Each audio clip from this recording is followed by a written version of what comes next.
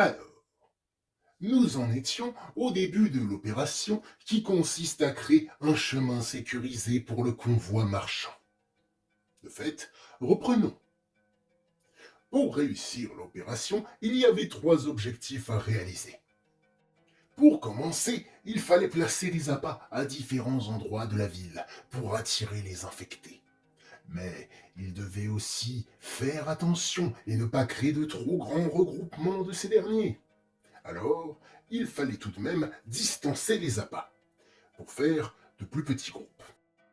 Les appâts étaient composés de toute la nourriture et les restes alimentaires, que ce soit végétal ou animal, que les camps avaient rassemblés durant la journée et demie avant l'opération. Ensuite, une fois les infectés appâtés, il fallait disperser des pièges autour du chemin qu'ils devaient sécuriser, afin de dissuader les créatures d'aller vers cette zone. Le dernier objectif était de déblayer et marquer la zone, afin de pouvoir guider le convoi le long de la route sécurisée. Pour ce faire, les deux camps s'étaient mis d'accord pour former 6 groupes chacun, composés de 5 à 6 hommes. 3 groupes devaient placer les appâts et attirer l'attention des infectés, de préférence sans mourir, et les 3 autres groupes devaient installer les pièges. Les tours devaient gérer le côté gauche de la zone, où ils comptaient créer le chemin sécurisé, et la base devait s'occuper du côté droit. Ceux qui avaient été chargés de disperser les appâts se faufileraient dans la ville jusqu'aux zones qu'on leur avait assignées, et ils y déposeraient la nourriture et les restes. Puis, il faudrait attendre que tous les groupes aient terminé de déposer leur transport. Une fois tout le monde en position, chaque groupe devrait faire du bruit comme il pouvait, jusqu'à ce que les infectés de leur zone se mettent en activité. Ne restait plus qu'à se replier en se faisant discret pour ne pas attirer les indésirables là où il ne fallait pas. Maintenant que je vous ai expliqué comment devait se dérouler l'opération, je vais vous dire comment ça s'est passé. Et pour commencer, sachez que Light faisait partie de l'opération, au même titre qu'Eldrick, qui lui avait demandé ainsi qu'à Julian et aux jumeaux s'ils pouvaient participer. Et bien sûr, ils ont tous accepté. Ils ne faisaient pas partie du même groupe, pour essayer d'équilibrer ceci, mais leur présence rassurait les autres. Surtout qu'Eldrick semblait surmotivé. Et donc, les groupes des tours et de la base progressèrent discrètement dans la ville. Il fallait faire très attention, car malgré les sacs pour essayer de couvrir l'odeur des appâts, ce n'était pas non plus infaillible, surtout vu ce qu'ils contenaient.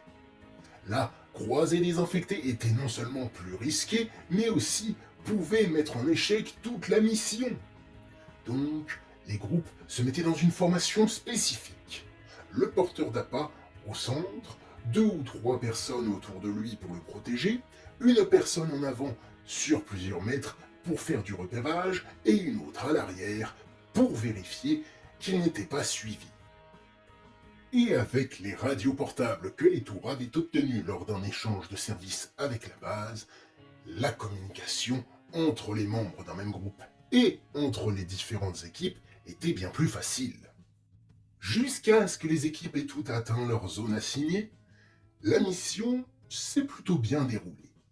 Certains groupes avaient croisé quelques infectés sur le chemin, mais avaient réussi à les contourner sans qu'il y ait de soucis. Les personnes à l'arrière détournant leur attention au besoin en lançant des objets dans la direction opposée à la leur. Ils ont ensuite déposé les appâts et, quand tout le monde fut en position et prêt à passer à la prochaine étape, ils commencèrent à faire du bruit pour attirer les infectés.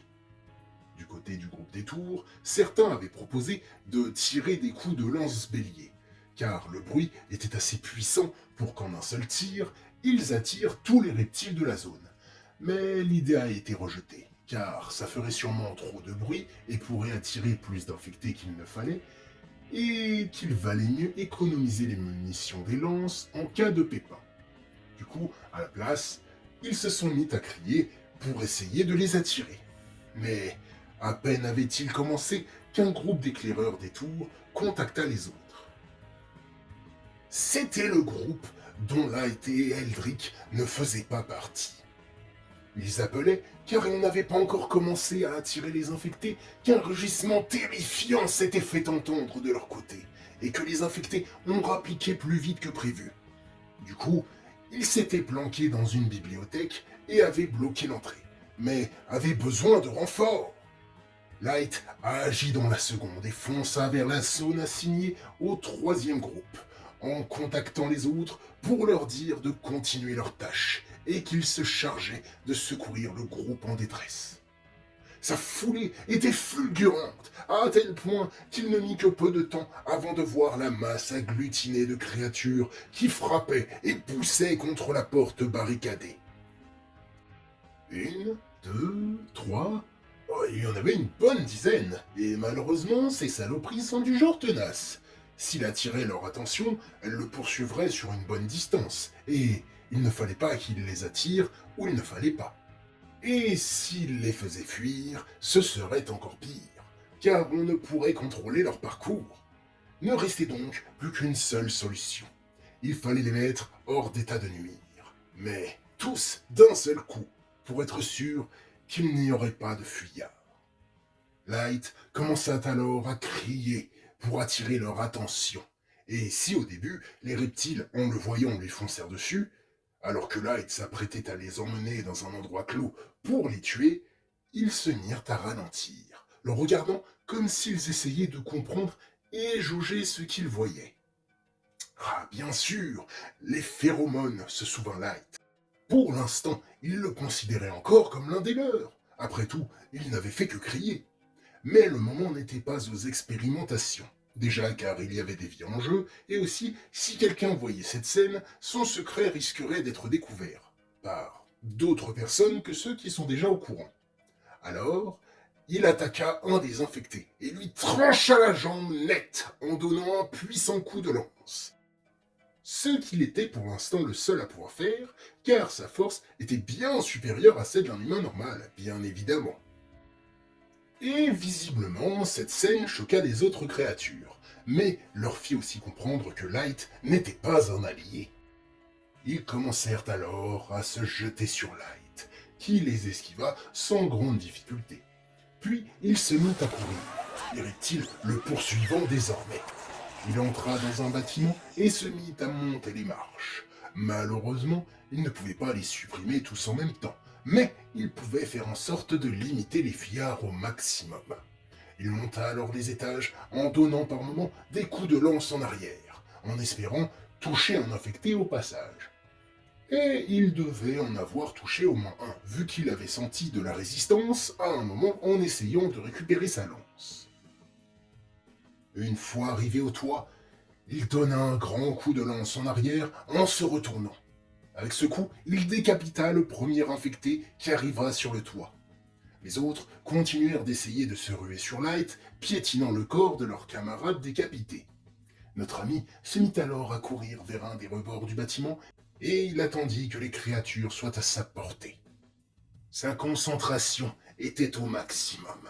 Il attendait le bon moment, et quand les infectés allaient se jeter sur lui, il fit un bond sur son côté droit et poussa en avant avec force deux infectés avec sa lance. Les pauvres choses firent une galipette sur le rebord avant de s'écraser tout en bas des 3 étages. Alors que celles, juste derrière les deux qui ont chuté, s'effondraient sur le rebord comme des dominos. Dans la foulée, Light fit un pas en arrière, fit tournoyer sa lance et trancha la jambe d'une des créatures qui s'était écrasée sur le rebord. Une de celles qui étaient encore debout essaya de l'attraper. Mais tout ce qu'elle réussit à attraper, ce fut l'autre bout de la lance de Light, qui avait agi presque inconsciemment et lui avait mis dans la bouche en passant la tige dans son dos, avant qu'il ne tourne sur lui-même et s'en serve pour mettre à terre son assaillant. Un autre reptile allait l'attraper. Alors, il se mit en position, le bout arrière de sa lance toujours dans la bouche du dernier, et il attendit que la chose vienne s'empaler la gorge sur la lame.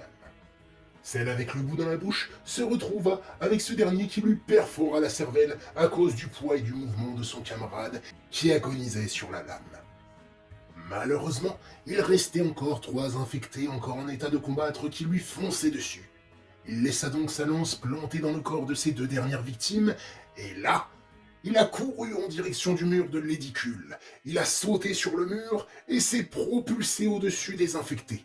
Il a chopé la tête de l'infecté tout derrière, et en atterrissant, il l'a écrasé contre le toit. Bordel, on se serait cru dans un film d'action. Manquait plus que les ralentis. Non, parce qu'en vrai, l'action n'a même pas duré 10 secondes. En voyant ça et le reste de leurs camarades massacrés, les deux reptiles restaient à distance et hésitaient visiblement à continuer l'attaque ou à se replier. Mais Light ne leur laissa pas le temps de décider. Il leur fonça dessus et frappa de toutes ses forces celui de gauche, lui broyant l'avant du crâne. Quant au deuxième, alors qu'il allait s'enfuir, Light l'attrapa par le col et commença à le traîner vers le rebord du bâtiment. Là, l'infecté en fait un truc que je n'avais jamais vu. Il se débattait et essayait de griffer le bras de Light, mais il n'arrivait qu'à griffer le gantelet de ce dernier. Puis, Light le tira et le jeta du toit du bâtiment, le laissant s'écraser tout en bas. À ce moment-là, j'ai compris que l'infecté était terrifié avant même que Light ne le jette. Une réaction que je n'avais alors jamais vue. Il pouvait être méfiant, surpris, troublé, mais je n'avais jamais encore senti la terreur dans leur regard. Il me faisait presque un peu pitié. Finalement, Light se calma et reprit son souffle. Il eut une sensation étrange, comme si son cerveau se réveillait. Il était pourtant parfaitement éveillé depuis tout à l'heure, mais il ne savait pas vraiment à quel moment il avait commencé à bouger presque par automatisme. Un peu troublé, il récupéra néanmoins sa lance en l'extirpant des cadavres d'infectés et repartit. Il descendit les étages, croisa la créature qu'il avait visiblement tuée dans son ascension et contacta les autres par radio. Visiblement, le reste de l'opération s'était bien passé. Les appâts avaient fonctionné et les groupes restants finissaient d'installer les pièges et de faire le marquage. Quant au groupe secouru par Light, il put rentrer sain et sauf.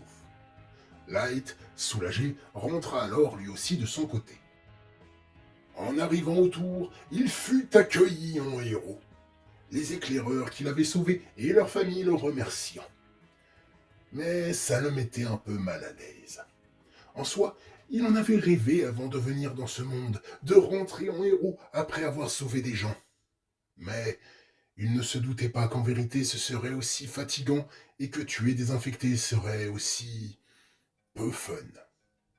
Heureusement, Julian vint lui sauver la mise et demanda aux autres de le laisser respirer. Puis il le raccompagna dans leur appartement. Là, il lui demanda ce qui s'était passé et Light lui raconta en détail. Julian était mi-impressionné, mi-inquiet, demandant à Light s'il avait perdu le contrôle. Mais ce dernier lui répondit que non, il ne pensait pas. Finalement, Julian lui dit d'aller se reposer, qu'il le méritait bien. Et je pense qu'il est temps de se reposer là-dessus nous aussi. De toute façon, après ça, Light dormit le reste de la journée, les dernières équipes rentrèrent et les camps continuèrent de se préparer pour l'arrivée des marchands, que nous rencontrerons donc la prochaine fois.